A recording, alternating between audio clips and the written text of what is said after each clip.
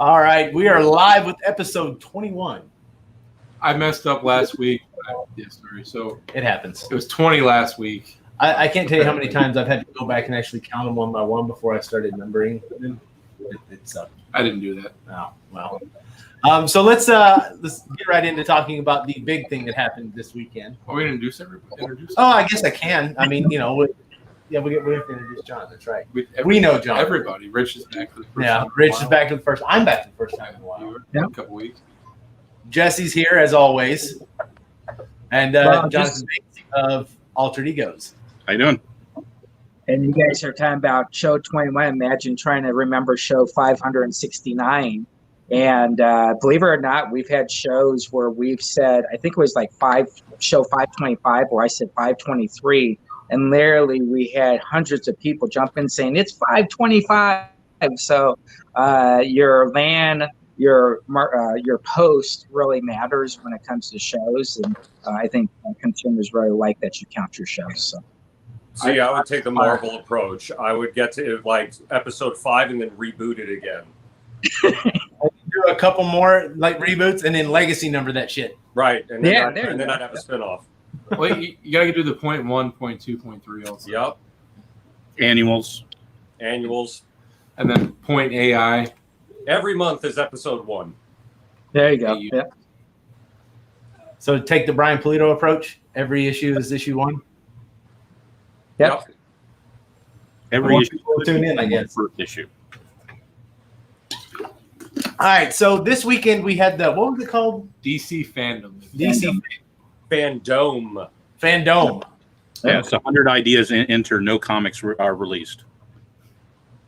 Yep. Yeah. Really awkward green screen.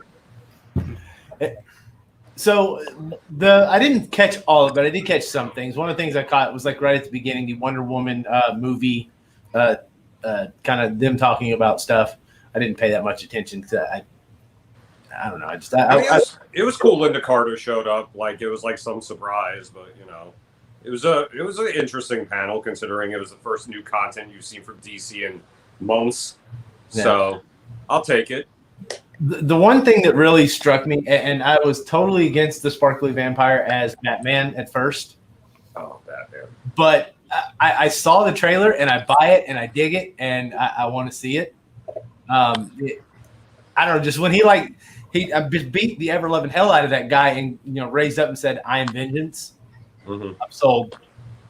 That's for me right there. Yeah, the aesthetic of that looks really good. I'm loving the Riddler idea too. Riddler doesn't get nearly enough love. No. I think that's Jim Carrey's fault. No, I think that's Joel Schumacher's fault. I blame Joel Schumacher for a lot of problems. Well, I think the one thing I blame on them is trying to find all my milestones and thousands of long boxes over the last 3 days. Yeah.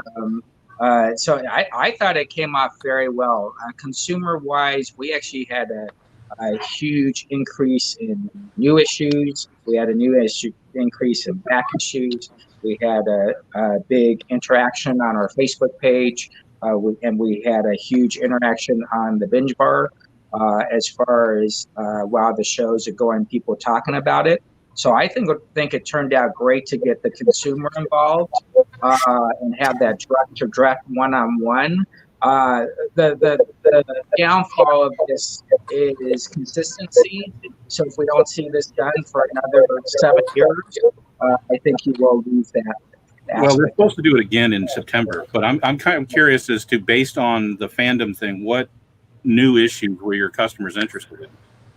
What happened was we had just an influx. It's not really new issues. I think publisher-wise, we saw a bigger increase in sales based on they could participate in. So we didn't say, oh my gosh, Batman jumped up to 12 issues in orders. What we said was we opened up about 17 new boxes between Sunday and now. So that I thought was great.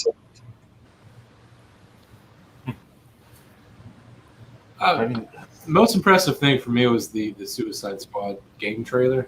Oh yeah, that was the greatest thing I've thing I've seen in my life outside of the Avengers Endgame. Yeah, I think I'm kind of annoyed by the idea, though, that every time I see Superman outside of a comic book, though, he's got to be mind controlled and totally evil. I don't know how I feel about that, but it looks like a good game. Yeah, I'll play it. The one thing we did see is, speaking of sales, as far as retailers go, we did see a bit of an influx in Batman, like the Detective that we saw. So Batman 99 and the pre-orders on that stuff shoot up. I think we had a couple of Wonder Womans go. So it did affect sales a little bit. Well, Batman 99 was on FOC this week, right? So FOC this past Sunday. Yeah. So you kind of expect, as you come down to the order wire, that people are going to, do that last minute sort of thing. Yeah. Right. I wonder if the fandom put more awareness in people like, oh, that big Three Jokers book is coming out this week too. I wonder if that helped at all. I honestly don't think so, because again, looking at the schedule, I mean, out of all the segments out there was the Jim Lee segment and a unnamed panel, which I didn't get a chance to tune into. When I did tune in, it was the cast of Wonder Woman playing a DC hero villain version of the Werewolf Party game. And I'm like, no, fuck that. Yeah, I just think publishers need to do something. And I know that sounds very generic, but, LCS is out there new product, and it's kind of this hope that things are happening. And then you also need those publishers to help us sell books. So, as most of you know, that we signed this huge deal with Scout Comics, we signed a deal for 26 exclusives over the next 9 months. Now, when we signed that deal, it wasn't okay where they get these and sell them. We actually had to go to them and say, slow down your promotions, let us catch up. But the notion is that the publishers out there helping us, and they're entertaining that consumer base. Because as a comic book store, and it's very challenging to just focus on your exclusives coming out, because we've got weeklies, in my case, daily shows, what we saw in back issues. So I think it still came down to the publisher actually doing something that entertains the consumer. Next thing, they want to buy something from the publisher, and that all trails back to the comic book store. Now, it might be next Sunday or Tuesday, Wednesday, where we can feel the full effect of it. But I just think the engagement of the consumer base, constantly talking about comics is probably the biggest thing that came out of it. Chatter creates sales if you know how to create, if you know how to jump on that chatter.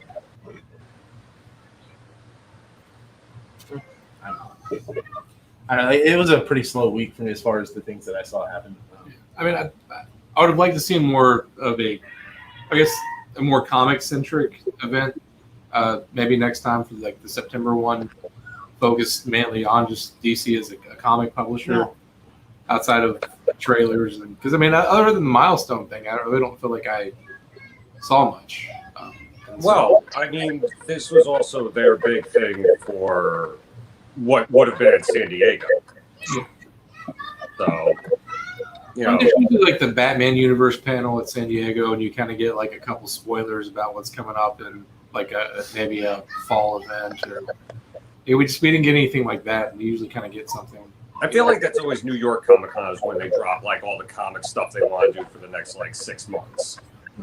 San Diego, they'll do panels and stuff, but New York is usually when they're like, here's the new titles, here's what's coming out. But with all that big layoffs in DC and the restructuring, I bet a lot of things were probably scrapped, right? Possible. Yeah, could be. They're cutting down on titles everywhere, which I think in hindsight could be good, cutting back on some titles, because then you could just focus on putting out better products versus just slamming people with like 30 different titles of whatever versus like 15 like type books that everybody likes. Well, I kind of thought that was what DC did in the first place. You know what I mean? I thought that that's what they were to Marvel's, let me give you, a ongoing series, a mini series, a one shot of this or that of this random, character or team. whereas DC was always, centric around probably 15 to 20 characters at most. Right. So Yeah, I but thought they did that well to begin with. I'm wrong, apparently. You look at the cutbacks. The Trinity isn't what we thought it was. The Trinity is Batman, Superman, and Justice League. I mean, when you look at all the cuts and things that they did, so that they really trimmed out the fringe elements of their offering, which I think that they have had too much that they're offering, but I think it's within their family lines, not within their fringe pieces. So, yeah, Hawkman and Aquaman aren't the greatest sellers in the world, but there is an audience out there, for them, and they're getting critical acclaim. I mean, Black Label, it was a shame to kind of see it go, but critical acclaim isn't necessarily leading to sales. I mean, it really does seem like when you're dealing with a connected universe that people want books that quote unquote count. So the Black Label books, while getting acclaim, people are like, well, is this Batman the Batman that's on in this? It's like, well, no, it's not, but it's still a story. It's a great story. And I don't think that, at least based on our shop, the sales that we were getting from a lot of the Black Label books didn't go the other way. So it's like if you were a Batman, if you were buying the Batman family, I could probably interest you in another Batman family, maybe even the Justice League if Batman appeared. And I could probably cross-sell Black Label. If you came into my shop just for Black Label, I'm not going to necessarily cross-sell you into one of the Batman titles because you're looking for something different. I can cross-sell you into another comic, because I can get you something that Black Label is doing. But there's no DC sales exec that wants to say, this is really well received and it helped me sell other comics that weren't DC books. No sales exec wants to hear that. You're doing good work to help the industry. No, that's not what they want to hear. Right. So, and with all these cuts, they've also basically revamped the way they do their variants. I thought their variants, they were a great thing. But they have the what are they calling them? Team. I don't know what part of the team. It's apparently going to be a very select top tier few that can order that many books to get into that. It's team money. You're going to see shops teaming up in order to get that 500, and then splitting the once they get to that book, and you can get 10,000. There's 10,000 printed of that book. Am I correct? Right, just 10,000 of each one, limited to 10,000 of each. Right. So this is kind of the Marvel Unlock variant on steroids. I think it's so they got 10,000, and I don't foresee that being able to sell 10,000 copies of books at what, $25, $30, whatever they're going to go for. I don't see it. I think it's going to be telling to see how quickly you see the shops that did participate in the Three Jokers one, how soon you see those books undercover. Will determine how successful that process would be. I mean, I'm kind of with you on 10,000 is a limited number, and I think we were really mining a limited audience there that potentially want that particular book. But I mean, comparatively, we do 3,000 of one cover of one of the covers, and then 2,000 and 1,000. Like in 3 different covers, we do 5,000 or 6,000 books. They have 4 different covers, 10,000 each. I don't think that's a strict apples to apples comparison because you're selling your brand as Archer. What they did with the team variant is they're selling the Joker. And I think that selling a character versus selling an artist on a cover are really 2 different things. I mean, I don't know. Jesse might be able to speak better to that in that, the exclusives and variants that you do. I mean, how many people are buying Lady Death versus Polito? Right, exactly. I think the big thing the number one thing you always look at exclusives is, can I sell out? It's the number one rule. If you go back and listen, I'm only doing 100, 150, 200, 250 of these books, but we need to sell out the day they come out, not worry about it 90 days later while you've already got 7 other exclusives coming out. Rich knows how it is. He doesn't have room for that in the store.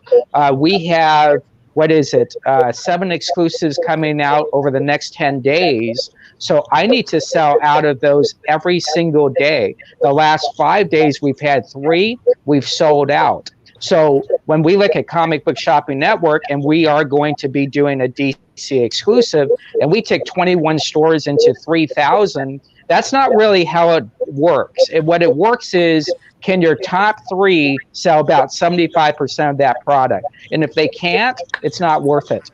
Because the bottom stores, they then sell their 20, 25 bucks, and they then freak out because they got to recoup money. So these team variants, yes, they look awesome and they look great, but that's all they do. They just look great. I don't know if people are then sell out. There's stores out there, they do the 3,000. A month later, you as a retailer can go to them and buy all their books for $2 a pop. That's not good for the market.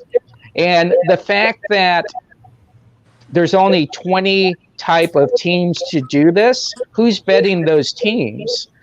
Is it who has the most money, who can call it first?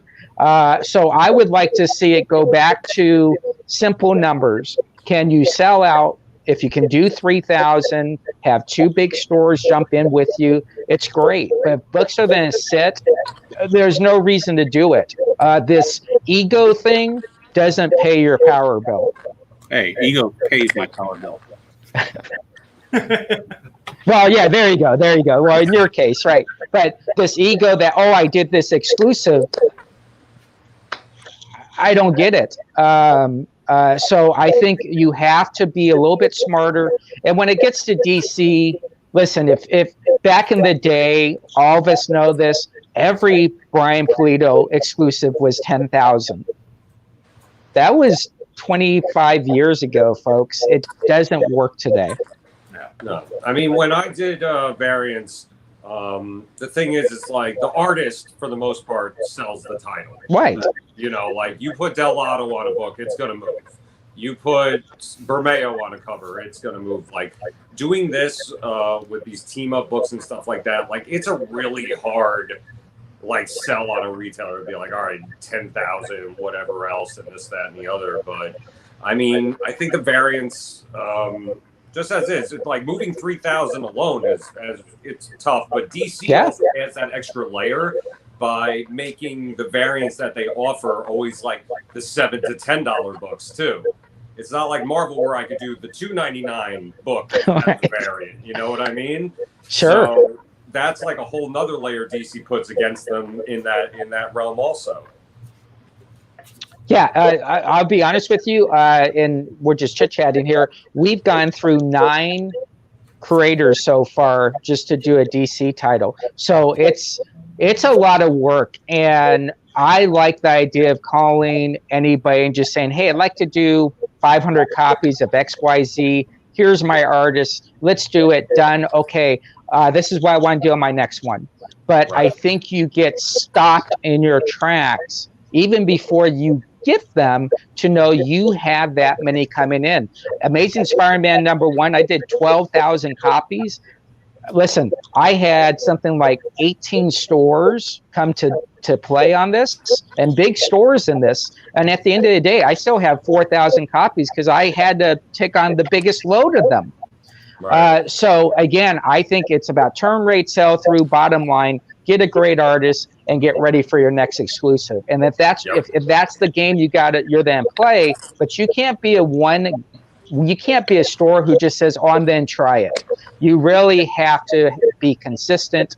And I think going small labels, small publishers that are then promote it for you, that's probably the best way to go right now. Well, you also have to be consistent, especially with DC, because they have the whole loyalty program with the artists. Yeah.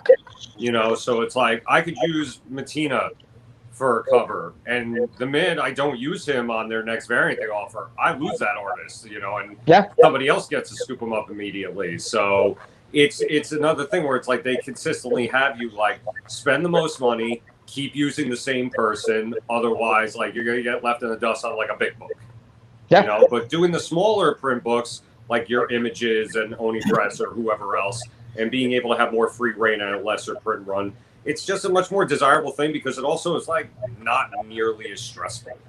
Right. So, I mean, definitely like I think a lot of people are going to start, especially with this whole team up thing. It's like it's going to be the start to steer away from like that brand's like type of variance. And I think they're going to be offering less and less after a while too. Yeah, no one wants to buy an exclusive from someone because they have to sell it. You should want to sell it. I think that's the cool thing. So listen, you got to be creative. We've struck deals with publishers where we have 2 weeks to actually pre-sell whatever that final number is. That's the print run number. Yep. We add 25, 30 copies on. That has worked fantastic for us. We're doing it on Grit #1. We're doing it on Metal Shock Bro. Not big titles, but to know that your pre-sales are actually the print run, you add 10, 15, 25 to it, you're done. I think that's one of the new ways a lot of people are looking at it.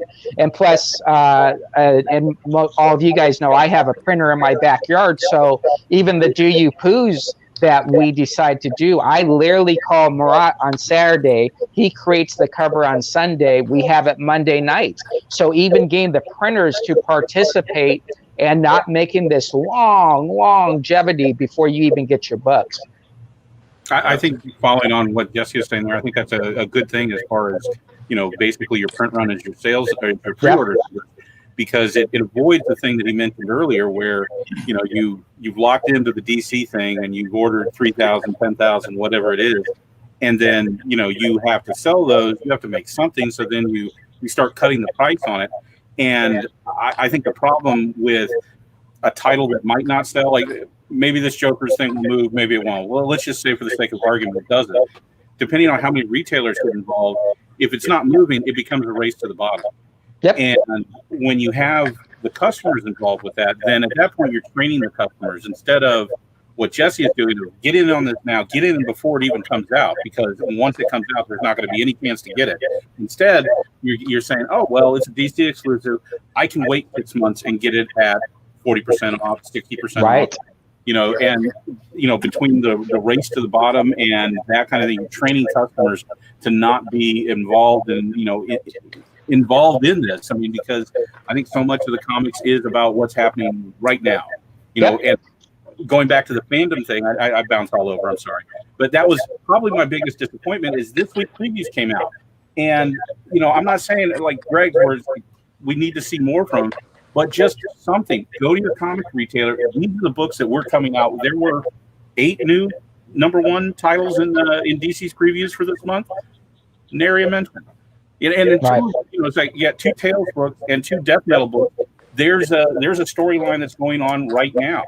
And it's like you're not doing anything to do it. There's no partnership there to do that. And it's like looking at that thing, it's like, yeah, it's about DC entertainment. Everything I've heard from people about DC fandom. Did you see this trailer? Did you see this trailer? Did you see this trailer? Like, did you hear about the comics that are coming out this month and next month and the ones that came out last month? Yeah. Did you? No. Well, that's the thing too, is like there's also this disconnect because there's the rumors that DC wants to stop publishing because of AT&T, but then you get Jim Lee coming out saying, no, we're committed to publishing. So there isn't even like this like solid voice of like telling you like, no, we want to do this. And then you watch the fandom thing, don't hear anything about books, and you're like, maybe they are steering away from these things. Right. I mean, sure. At the same time, like, Jim Lee's going to tell you that. Jim Lee may not know Jim Lee's getting fired. You know what I mean? It's a lot of people felt that way the other week. So he doesn't get fired. Yep. So, yeah. I don't know. Well, I mean, you look at Jim alone, like this guy a couple months ago was co-publisher, and now he's chief creative officer again.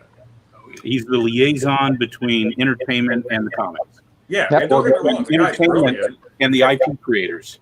Yeah, like, the guy's brilliant. He knows what he's doing, but at the same time, it's AT&T that you got to look at. Like, do you know what you have? Do you know what you're working with? Like, clearly you don't understand the comic base of anything. So that's what I wouldn't be surprised. Off chance, Disney's already talking to AT&T about buying DC Comics. I know you're hearing that from a lot of people and on the boards and everything, and I don't know that they're going to go quite that far with it. I would see them shuddering because again, just their general attitude, seems to be that the comics aren't that valuable. They're only valuable as intellectual property, which honestly, Marvel does the same thing. Right. Sure. It's really cheap R&D for IP that might sell. Yeah. But I think some of the relevancy of comic books today is that they're relevant. And if you aren't doing anything to continue to develop your IP, if you're going to freeze your comics in some type of attitude from 20, 25 years ago, if you're not innovating, no one's going to care. Your IP is just basically going to age out. Yeah, Batman's always going to sell. You know, you could put Batman in anything, and obviously you can put Batman in anything, and anybody can be Batman at this point, apparently. But it's always going to sell. And Nightwing. Yeah. Not Nightwing. Yeah. Well, I think the big Batman. I think the big thing is that when I'm coaching stores or talking to people is the overall goal of a comic book store is to sell comics. And yes, that's the best generic way to say it, but there's no designation that 25% of your sales has to be DC, 18% Marvel, and then independents and all that. At the end of the day, you have to kind of feel the pulse of the consumer.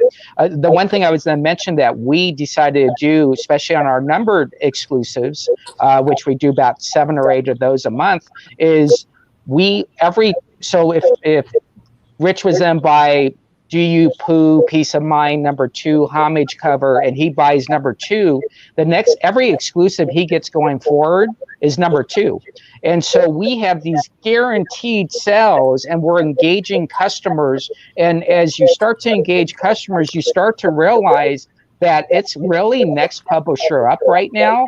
And we can talk about all DC, and we can talk about all Marvel, but I think if you can master all three and have the independents and small press as your buffers for those slow weeks or the weeks where you don't have that much coming out, I think that's the way the comic book industry is going. If you put all your eggs in the basket for the big two, that's the challenges we face. When I was carrying New Issue full blown, that was, shoot, Jonathan, I don't know what, 60% of your sales, 65% of our sales were the big two. Now I'm at, well, I don't carry Marvel, so I guess it's a immaterial percentage. But right now, 80% of my sales are independent and small press that I make huge margins on. So I think it's about margins, turn rates, engagement, and it's about trying to really know about everything you're carrying and then listening to the customer base, asking if they want more. That's the challenges a comic book store faces. I find it challenging. When Metal Shark Bro came out, I'm like, listen, I'll get 5, all right? But I had orders of 50. So that's how it works now. I think it is, incumbent on, the retailer to be involved with that. But, ultimately we are kind of beholden to the retailers, because when it comes down and they tell you they want more, more Hawkman or more Aquaman, I'm like, well, right. I hope they do a Justice League or Justice Society book and he shows up for you. But, it's like we don't have control. We do have dependence on them.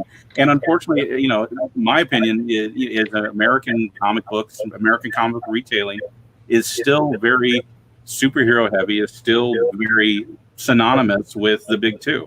As much as I enjoy stories from the others and I enjoy selling stories from the others, my consumers are deciding how they're going to spend that money, and they like the kicks and tights, and I can't blame them. They're fun. But it's like therein is like where I'm beholden with them. I can only steer and shape them so much. So it's always like I'm sitting there listening to you two talking, and I just kind of feel like I'm in class at the moment. You've both been doing it for some time, and I don't know. It's interesting to hear. Don't let the beard fool you. That's a beard of experience. Yeah, there you go. Rich, what were you going to say? God, what was I going to say? No, it's just, people are, they're just still instilled that it's like, you want to buy Batman, you want to get Spider-Man, you want to get these things. When you see the independents, most stores, it's off to the side, and there's not that person there like, you should try that, One of the best turnouts for a signing I had was for James Tinian's What's Killing the Children. Right. But that's because it's like he's just getting thrown on Batman. People are thinking, oh, this guy's on Batman now, but he's got this thing coming out. What's this? This looks kind of cool. So you get these moments with independence where the big writer of a big book is also doing something else. And that's really the only time you see that bleed over. like when Scott Snyder did Undiscovered Country, you know, like when these guys come on and they start doing the independent book. But other than that, there's a lot of great stories, but there's nobody there. Like, go check this out too. You know, it's just, you're just always like going for your, if you're going to the movies, you're always going for your blockbuster movie. You know what I mean? You're rarely going for the art house movie. Well, so I think with some of that is that comes down to what our jobs as retailers is, which it is, you know, a little bit of education, and that, you know, you have to point out there has to be a maturity in the readership where they have to realize, you know, Batman, this comic, is written by people. It is drawn by people. And maybe the aspect that I like about this book isn't the Batman character, but is being brought by the guy that's writing it. Oh, by the way, did you know he also does this? It's kind of like to find out, oh, yeah, this actor that you like in this comedy thing, he's actually Juilliard drama trained. Check him out in this indie pick he did. It will crush you. And, you know, with Tinian, Snyder, all these other guys, whenever they do anything else, it's like everybody's going gaga for Tom King. When they talk about Tom King, I don't talk about Batman. I talk about everything else Tom King. Right. But look at somebody like It's Frank still Miller. better than his Batman. Look at Frank Miller, like a legendary Batman story for sure. But then you could go 300, Sin City, Ronin, all these other things. Then he went crazy after 9/11. Right. Yeah. Well, here's a prime example. The opposite end. John Layman does a lot of signings at the store, and when he was doing Detective, we had him at the store, and everybody brought him Chew, and we could. So you have that small percentage that it will reverse, but most of the time it goes back to the big two, maybe the big three. But the big two, listen, I've been doing this 38 years. It still then come down to people recognize those labels. They recognize those characters. If a customer walks into any comic book store, I'm 8,000 square feet, they need to look at someone that they recognize, and trust me, they're going to see Batman, Spider-Man, X-Men, Avengers, and that's where they're walking over to. So it's really our job to decide how we educate, and then how much we're really in it. You know, if I got this going on with Scout and Second Sight and Aftershock and Big Dog Inc., and I can go on and on and on, boom, in my store, who have actual boutique areas. I've invested money into those companies beyond the comic book. So I think every store has to use their best judgment on how to move forward, but they better make sure they're filling those bags with a plethora of books, whether it's capes or masks or not. And I think that's going to be up to the store in the future to not really focus on, does Marvel do, or does Disney do this, or AT&T. How do I get books in people's bags? Yeah. I mean, anything, Corey? Yeah. I mean, that's about as simple as it gets. How do I get books in people's bags? Right. One of the things too is, you know, like I'll give a bit of insight. We had a customer that wanted a specific item. We didn't have it listed on the site. It was something that come back, and we didn't have it listed on the site yet. You know, he wanted it, and he was upset we didn't have it. He wasn't going to be a customer. He wasn't a customer to begin with, but you know, he wasn't going to be one ever. So I went over. We had two of them, and I listed it on the site, and he bought it. I mean, we did what we could to get the book that he wanted in his bag, in his box. I guess. Right. Sure. I mean, it's. That's all I got for now, man. Right. Well, my challenge is I have to do a convention 6 days a week on my Binge Bar show on the Comic Book Shopping Network, and we have to be different than yesterday. We have to be better than yesterday, and the essence that we're selling to someone 6 days a week, we're trying to still fill their bag or their box or their shipment. So right now, I tell you, it's a carnival, and you're putting on these acts and you're presenting product. Whether we're all of a sudden, you know, Monday presenting Milestone Comics, and we have Static Comics, and we're putting these up there and saying, are people really going to pay $200 for this number one? And then it doesn't last a second. And so I think really watching the chatter, watching the news out there, and then informing those consumers why these books are these prices is how you're filling these shows. Listen, we got 62 shows a week. So that's 122 hours of programming. Trying to make 122 hours every week relevant is the challenge. Our biggest challenge is on Tuesdays because of DC, where we have 7 shows in a row selling DC, DC, DC, DC, DC. And by the end, we get to that last show at night, who starts at 10 p.m., they're still selling DC comics. So I think my job is to reach the orphan fans across the nation that don't have comic book stores, give them some tidbits about the product, get them excited about it and put it in their hands, and then also trying to show them something new, and them trusting that what we're showing them isn't just a gimmick. It's actually a good product. So I think we have so many different ways to sell books. And Rich, you have said that people walk into your store and they say, okay, I gotta take something home. It's the souvenir. Yeah. Yep. Yeah, we're in this world where comic books are fluent if you know how to watch that traffic. Yeah. It's also knowing your audience, knowing your market. You know, every store, they know Batman, they know X-Men, they know all that stuff. But every like demographic has its own like specific taste. Like the indie stuff for me, what I always noticed was great, because there'd be the guy who comes in and he's like, I gotta buy my $150 worth of X-Men books. But he'll have that friend with him who's like, what's that over there? And that's the guy I want to get. You know what I mean? I don't care about that guy with the $150 worth of X-Men stuff. I'll see you next week. I want you to keep bringing this friend who's interested in the indie stuff, and find him a different way, and then hopefully he'll get you into it. So yeah, that's what it's all about. It's all about just education. That's what it is for comics.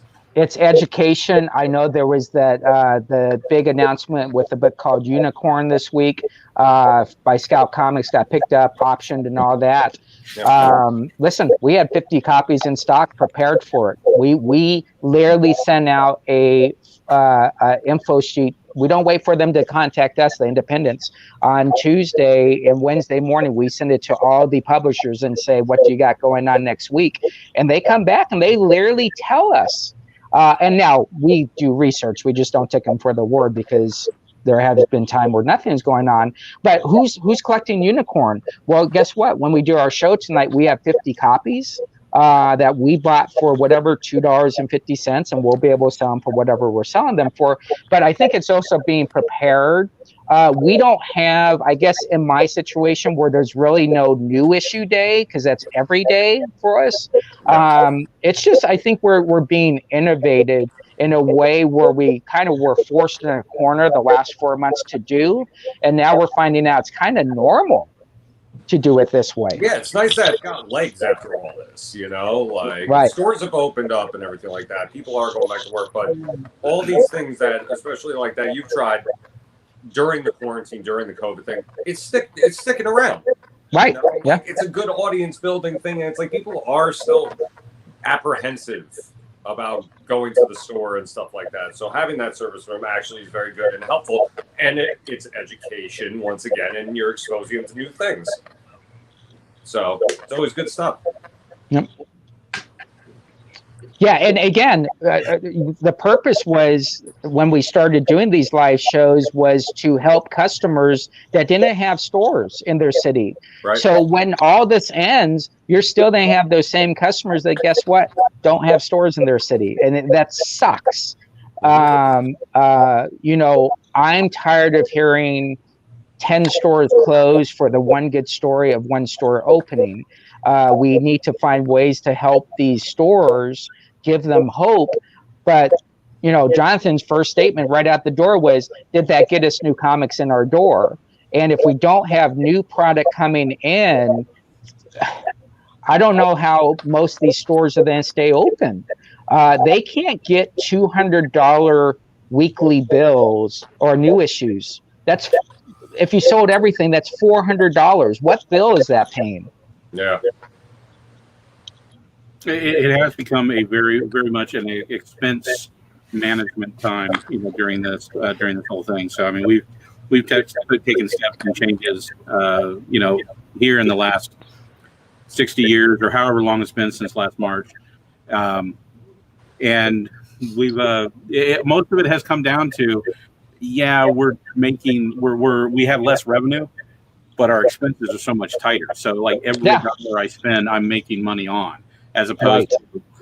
And yeah, you get a lot more conservative. It's like, whereas before, it's like, oh, I'm going to order 5, 10, 15, 25 copies of this, even if it's not returnable, because I trust, in my partner to be able to hand sell that. I can't hand sell to anybody right now. No. Yeah.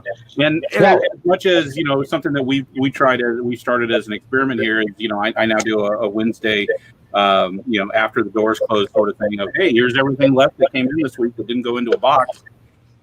It's one of those things where in these last 6 months, I've really kind of questioned what is our value proposition as a comic book shop, because, when I started it, I didn't know that I was looking for the word that this is a community center. This is a community center for a particular community where you kind of go in and it's like, okay, so you got Corey, you got Greg. I mean, we're all look different. We all have different tastes, but we know when we're in a shop, we see each other. We have that much in common. We have at least that much in common with each other. Well, now I'm not even that as a gathering part. So what the hell am I? Right.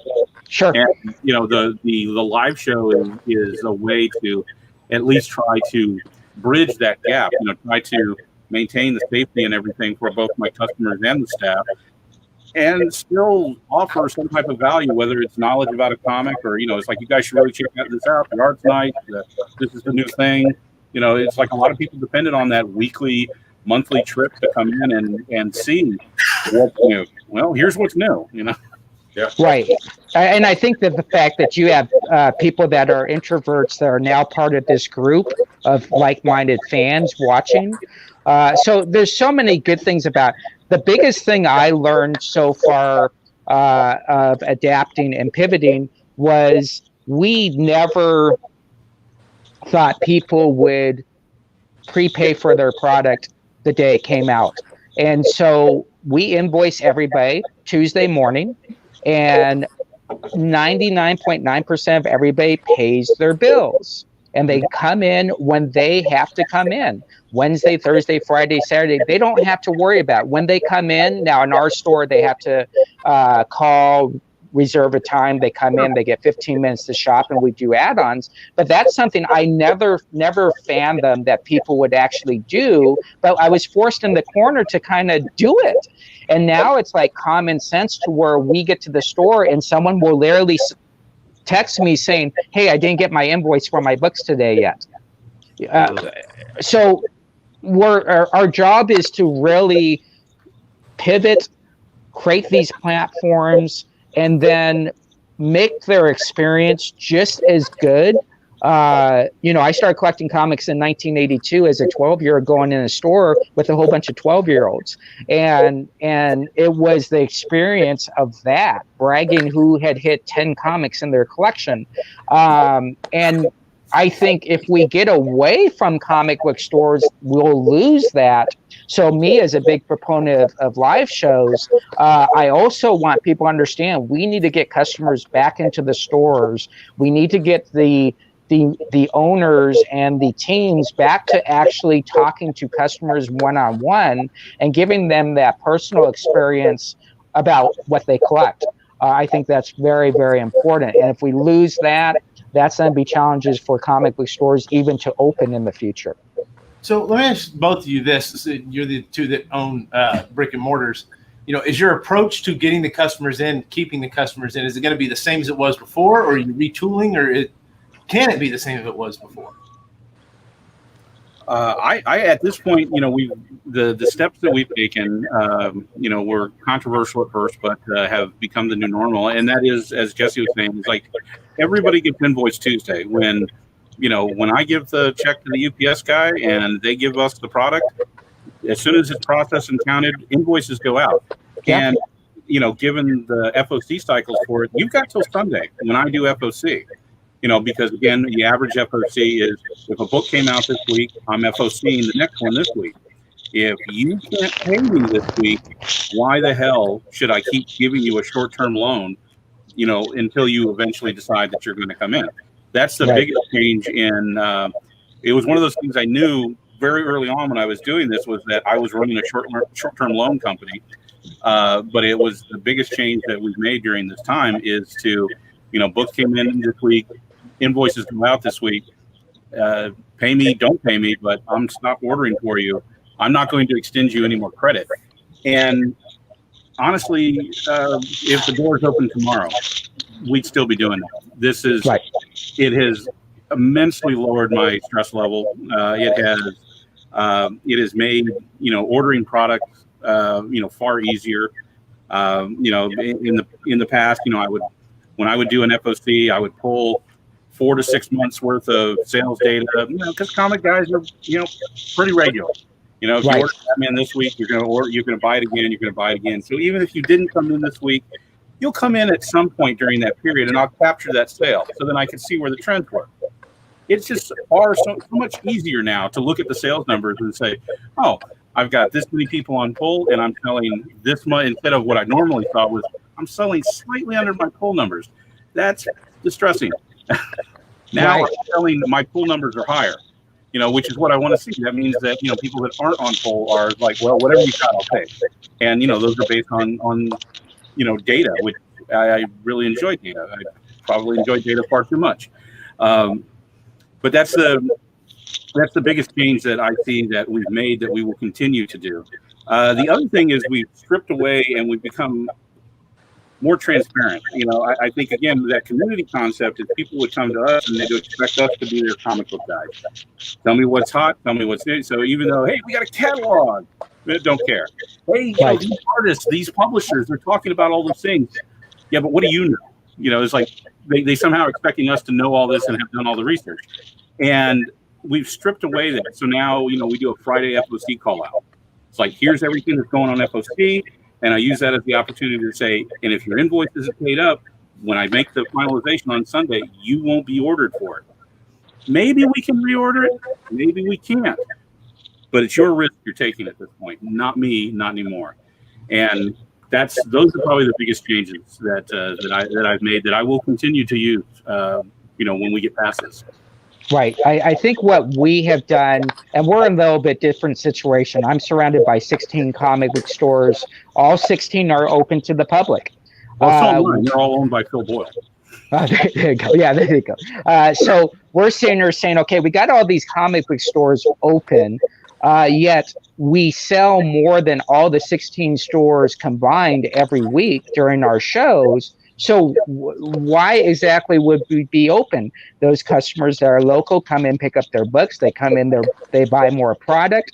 And we don't want people to feel like they're interrupting us, because what do we do all day? We're sorting books for a 2-hour show and we're shipping. And what we have to do is when we right, Jesse? Did you just intimate that you're not ever going to open the doors again? We are pretty much as close to that as possible. Here is the issue that I have. Yeah. Yeah, exactly. Here's the issue we have. And you guys saw some of it where I was just sitting. I just put a $4,000 or 4,000 square foot arcade in my store. Well, people can't play arcades during a live show. I can't say, let me put 50 cents in there and let me play the game for you. You watch your game. So we have to get that part open. We have 70 machines I bought, paid cash for. We got to get our money on that. We also have one of the biggest Pokemon and Yu-Gi-Oh stores in the West Coast, so we have to get that open. So eventually we will get open, but it's not until I get people banging on the doors and trying to drive through the doors to get their comic books. We're fine. I think having reservations for customers is something new. It's very unique. They feel safe. I would say over the next 3 to 4 months, we'll make a conscious decision on, do we lose sales by opening to the public, or do we gain sales by opening to the public? Because, if a customer walks in, that whatever your team member is doing, they kind of have to help that consumer and build that bag. So they're walking out with a bag full of comic books. So right now, I will tell you, we have zero intention of opening because of our sales levels being extremely high right now. And the fact that we have, just with Scout, I have 25 exclusives. I think altogether by the end of the year, we have like 62 exclusives coming out. So just being able to focus and sell those out is kind of our priority right now. These other customers can go to the other 15 stores. I encourage them to go to the other 15 stores, support them. buy books from them. And then when you want to sit down and have reservations and come into a store, have it by yourself, that's who we are. And listen, at the end of the day, when I was carrying new issues full blown, we had 450 box holders. That's a lot of people to chase. Jonathan hit it on the nail. We are not a bank. We're not a loan company. And how many times do I have to chase someone for a $20 pull box? That time to do it is just, it's too much, and it's too much stress, really. And so I think right now we're happy where we're at. I took a big jump. I'm happy with every step I have done. 75 years ago, back in March and April, that was what that time was for us, was just chasing down $15, $25 pull customers, because we weren't getting any new books. We were, the state was shutting down. We made the decision, invoice everybody. This was, everybody was caught. And then it's like, okay, so I'm seeing all the money I should have, and I'm seeing all the money I don't have. And it's like, again, you're running a short-term loan company. It's like, I didn't invoice people for things that are coming out or may come out. This is stuff I have. This is stuff I work for you. And good 30% of our customers we never heard from again. And I don't know what happened to them. I mean, and it's understandable with the way that the economy went. With the economy where it's at and everything. It's like, yeah, there are probably a lot of people that lost their jobs. There are probably a lot of people that some people that got sick. A lot of people that were impacted, and we're in an entertainment thing. We're in a real. We're not essential. You don't need us to get by. I mean, I would argue that. I think this is good for your soul, but you didn't hear from those people. But it's like, and again, literally tearing my hair out over $25. Right. It were dark times. We are like 150 years ago, back in March. We are almost 8 o'clock, so it's about time for the closing statements. That was a great show. So you guys carried it. I'll be honest. It was fun listening to those two. I mean, it's a lot of wisdom there. Well, I'm glad we'll start with you, buddy.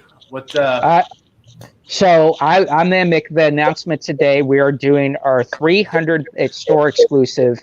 It's going to be Scooby Poo. So that's our new one. Believe it or not, I come up, it's like we're doing the Iron Maiden stuff, and I'm like, peace of mind. Oh my gosh, poo of mine. It's got it, and for some reason I heard the theme song to Scooby Doo. I'm like, Scooby Poo, buddy. That's it. So that's our next exclusive coming out. We have our DC books and all our other new issues coming out as well. But I think people think about tomorrow as being a better day. And I stress this to everybody I talk to: just sell one more comic every day. John, what do you got? I have no desire to see what Shaggy is going to look like in that. Oh, it's yeah. I only want to know what Shaggy looks like. Yeah. Oh man. I guess I'm not sure what to say. I appreciate you guys asking me. What's that? Plug your store. We're Altered Egos Comics and Games. We're still here in Orange Park. I'm surprised almost every week that we are. But like I said, we do a live show on Wednesdays at 8 p.m. Eastern after the store is closed. Of just those things, but it's easy. Just go altered.com is the easiest way to get in touch with us. But I appreciate you guys inviting me on to this. This was fun. We'll do it again. That's for sure. Rich, what you got, buddy? John and Jesse, I could watch them do a show by themselves without us every week. Yeah, I would like turn it over to them. Like we'll just go. Just give it to them. We're fucking useless up here. No, I just need to make a quick announcement that tomorrow I'll be on here live with James Tinian, because I'm going to be doing the CGC signing for him for Scott's Collectibles. Dan Scott's a good guy and all that, and I'm going to be taking care of everybody's books. So I'm going to get on and talk to him about some Punchline Razor Blades, which is a new self-published book he's doing, and some of the image work that he's doing. It's not going to be long. It's probably going to be like 15, 20 minutes, but, definitely excited to have him on for a little bit. Yeah. Are you back in the store now? No, I'm doing this as a favor for Scott's Collectibles. But right now, for Midtown, for what I know, is that there are no events going on right now. Because we watch the news every couple of minutes. They're like, New York City's dead. And then Jerry Seinfeld's like, no, it's not. And they're like, well, I don't know. I went to the city the other day. I saw somebody on the street. I'm like, oh my God, there's a person out here. So we'll see. Rich is freelance now. I'm freelance for now. He's a free agent. No, all right. Do you have anything? Pre-order your copy of Alan Qua's Nightwing 76. Stop it with Nightwing. Because we're on the cover. Yes, we are, but we want to make that the highest selling Nightwing issue of Rebirth. So make sure you get your copy. Pre-order it from your shops. I need There's Alan a Qua to be get on the covered. book other than Nightwing. Well, yeah, they're going to be on it. Huh? I mean, it's worth its weight in gold there. Is it the A cover or the B cover? B cover. Okay. So, ArtDreamCollectibles.com. Right now, we have the Derek Chew Batman 99 double signed, by Derek and James Tynion, which hopefully will get signed sometime around October-ish. And we're going to add the Batman Warground #1 to that also. Yep. So some double Derek Chew goodness. And James Tynion. Signed 9.8s. Happiness right there.